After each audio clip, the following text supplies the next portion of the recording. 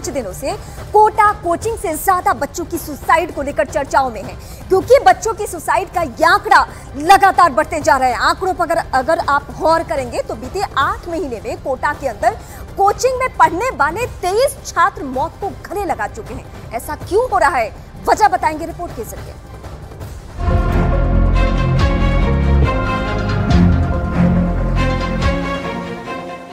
5 घंटे में 2 सुसाइड,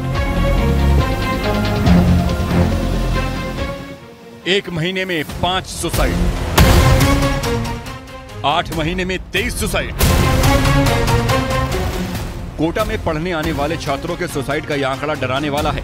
वैसे तो कोटा को आईआईटी और मेडिकल की तैयारी के लिए जाना जाता है, लेकिन जिस तरह के हालात अब कोटा में बनने लगे हैं, उसने सबको सोचने के लिए मजबूर कर दिया है। कोटा में कोचिंग के अंदर पढ़ने वाले बच्चों के सुसाइड केस में लगातार बढ़ोतरी हो रही है।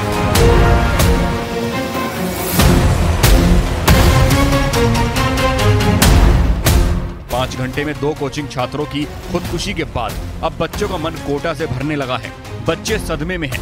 बिहार के जिस छात्र ने कोटा में मौत को गले लगाया, उसके भाई बहनों ने भी अब कोटा छोड़ने का फैसला ले लिया है। बच्चों का साफ कहना है कि अब उनका कोटा से मोह भंग हो चुका है। हमेशा के लिए जा रहे हो? हाँ, हमेशा के लिए। तो कौन कौन जा रहे हैं? हम और मेरी बहन जा रहे हैं। वो आपकी रियल भाई था? मेरा मामा का लड़का था, मामा कजन। अब आपका भी मन नहीं लग रहा है यहाँ? मन लगने से नहीं होगा, बचपन पूरा उसके साथ ही गुजरा है। मेरे सामने हादसा हो गया, कैसे हम रह सकते हैं। मनीष, नासिर, धनेश, राशि, कृष्णा, अभिषेक, आदर्श और आविष्कार, ये वो नाम हैं जो डॉक्टर और इंजीनियर बनने का सपना लेकर कोटा आए थे, लेकिन अब ये सभी इस दुनिया में नहीं हैं।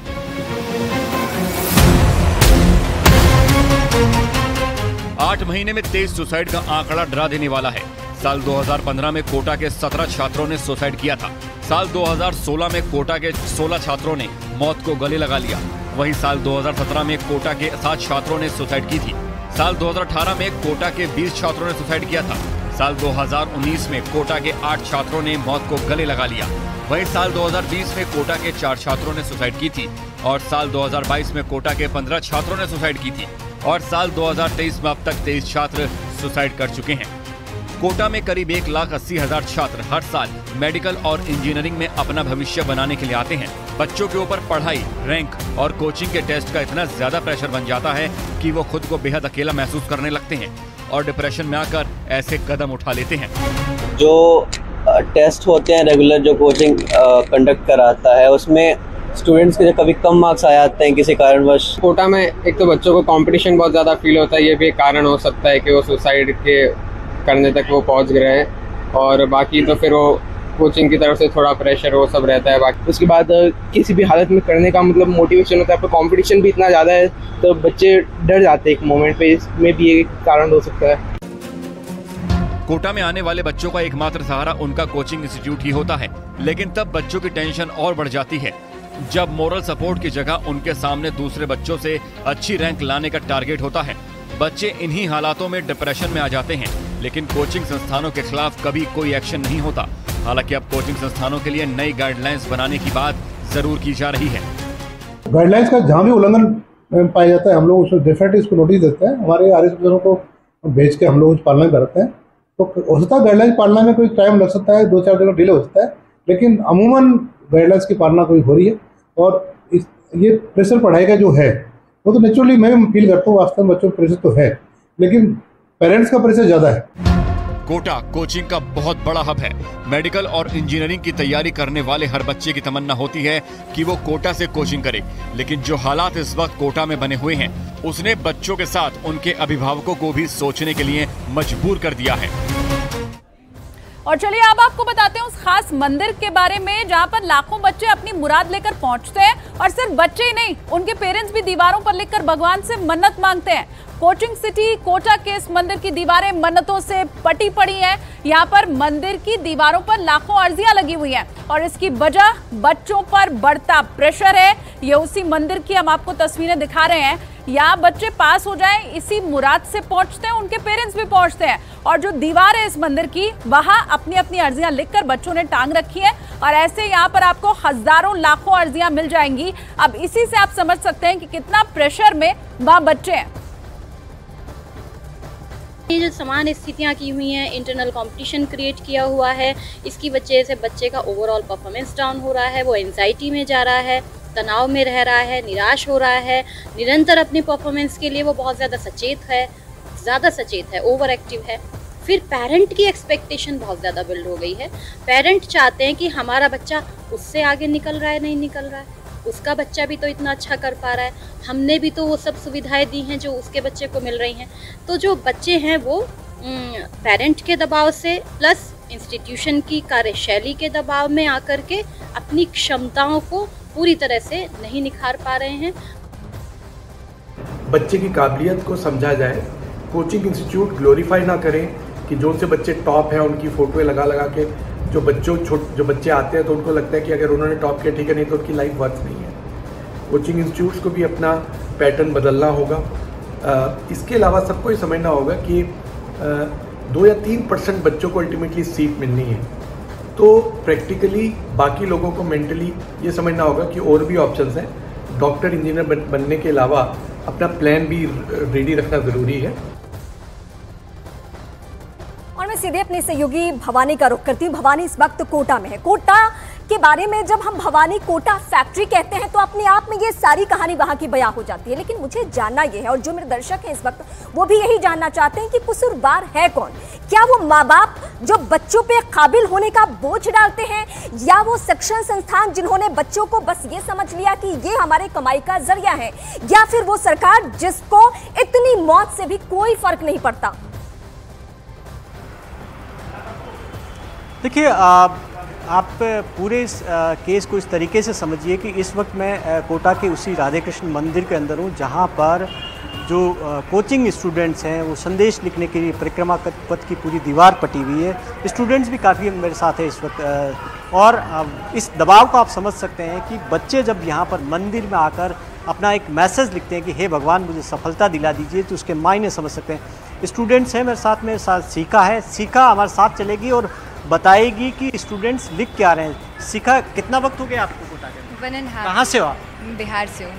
आप देखिए कि ये राधे कृष्ण मंदिर है, यहाँ जहाँ देखेंगे वहाँ पूजा पाठ चल रही है। ये सब बच्चे ही हैं, स्टूडेंट्स की पूजा पाठ करा रहे हैं। पेरेंट्स हैं, उनको लगता है कि शायद हो सकता हो कि इससे जो बच्चों में तनाव कम होगा और उसके अंदर सफलता मिलेगी। और यहाँ आप देखिए कि अब जिस दीवार की मैं बात कर रहा हूँ उससे आप समझने की कोशिश करिए कि कोटा में स्टूडेंट्स किस तरीके से, कितने प्रेशर के अंदर है और यहाँ पर किस उम्मीद के अंदर स्टूडेंट्स यहाँ पर आ रहे हैं। एक एक दीवार पूरी की पूरा परिक्रमा पथ है, जो आपको जहाँ देखेंगे यहाँ पर जगह भी नहीं मिलेगी। अलमारी देखिए कि आप संदेश क्या क्या है यहाँ पर। सबसे हार्ड शिफ्ट मेरी हो, हाँ, ये रैंक लिख रहे हैं बच्चे, इतने से 1 to 100 रैंक आनी चाहिए, IIT बॉम्बे मिलना चाहिए।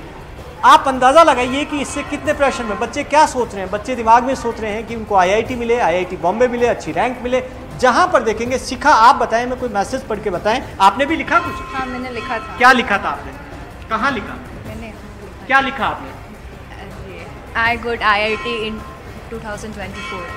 मतलब अगले साल का टारगेट लिखा आपने कि अगले साल आपको IIT बॉम्बे मिल जाए। आपने वो, ये देखिए, ये शिखा हमारे साथ में जिन्होंने लिखा, यहाँ सारे स्टूडेंट्स नजर आ रहे हैं, किसी ने अपना अपना संदेश यहाँ पर लिखा। आपने क्या लिखा? बस। क्या नाम है आपका? गौरी अग्रवाल। कहाँ से हो? क्या मैं अमरावती महाराष्ट्र से IIT JEE के लिए प्रिपेयर करती हूँ। कितना प्रेशर है? प्रेशर तो होता है। तो भगवान की शरण में भी बच्चे पहुंच रहे हैं। एक तरफ तो डॉक्टर और इंजीनियर बनना है और वहीं दूसरी तरफ मंदिर में जाकर मत्था टेकने और अर्जी लगाने से भी सफलता मिल सकती है, इस तरह की मानसिकता भी है। देखिए, समझना होगा, राजस्थान के कोटा में छात्रों की आत्महत्या का मामला पूरे देश में चर्चा का विषय अब बना हुआ है।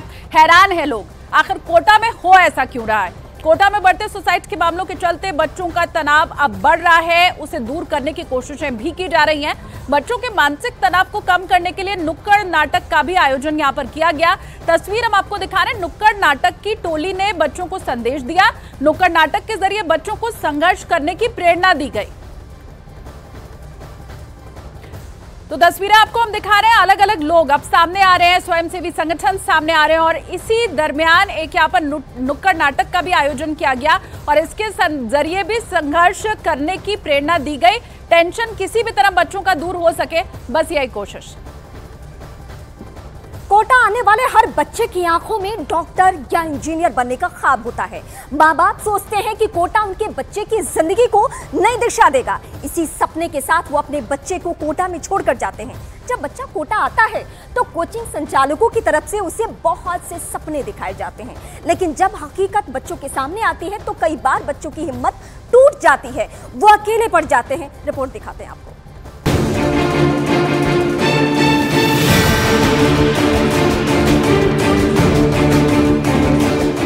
देश के कोने कोने से 10वीं और 12वीं पास करने के बाद लाखों बच्चे कोटा में पढ़ने के लिए आते हैं। इन बच्चों की आंखों में आईआईटी के सपने होते हैं और कोचिंग संचालक बच्चों के इन्हीं सपनों का फायदा उठाते हैं। कोचिंग इंस्टीट्यूट में बच्चों को महज कमाई का जरिया समझा जाता है।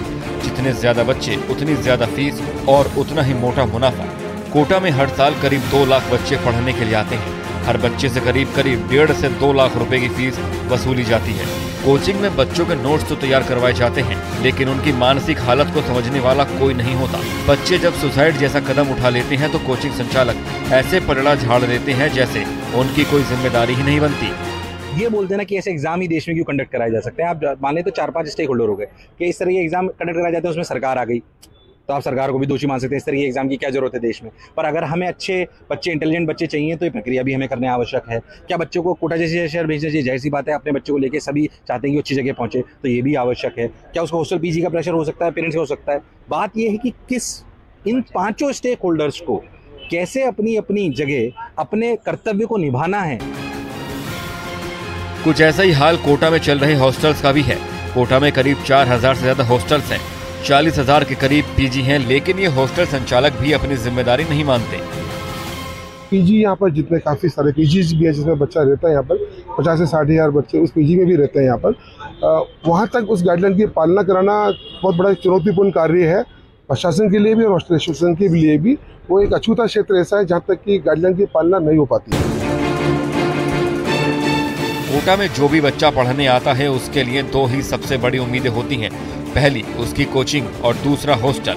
बच्चे के माँ बाप भी सोचते हैं कि वो पैसा दे रहे हैं तो उनके बच्चे को सुविधाएं भी अच्छी ही मिल रही होंगी, लेकिन जब सुसाइड जैसे मामले सामने आते हैं तो उनकी उम्मीदें भी टूट जाती हैं। बच्चे हैं उनको बिना उसकी रुचि और अभिरुचि, उसका इंटरेस्ट और एप्टीट्यूड बिना देखे हुए उनको सब्जेक्ट सिलेक्शन दिला देते हैं पिताजी, पेरेंट्स। उसकी वजह से वो आते हैं, उनसे वो उनकी इच्छा नहीं होती, धीरे धीरे होप नहीं चल नहीं पाते और स्ट्रेस में आ जाते हैं वो बच्चे। उनकी इच्छा कुछ होती है। कोटा से सामने आ रहे सुसाइड के आंकड़े अब बच्चों के माँ बाप को भी डराने लगे हैं। माँ बाप के सामने एक तरफ बच्चों की आंखों में पल रहा आईआईटी और मेडिकल का सपना है और दूसरी ओर कोटा से डिप्रेशन में आने वाले बच्चों के सुसाइड की खबरें, जिसका समाधान निकालना अब बेहद जरूरी होता जा रहा है।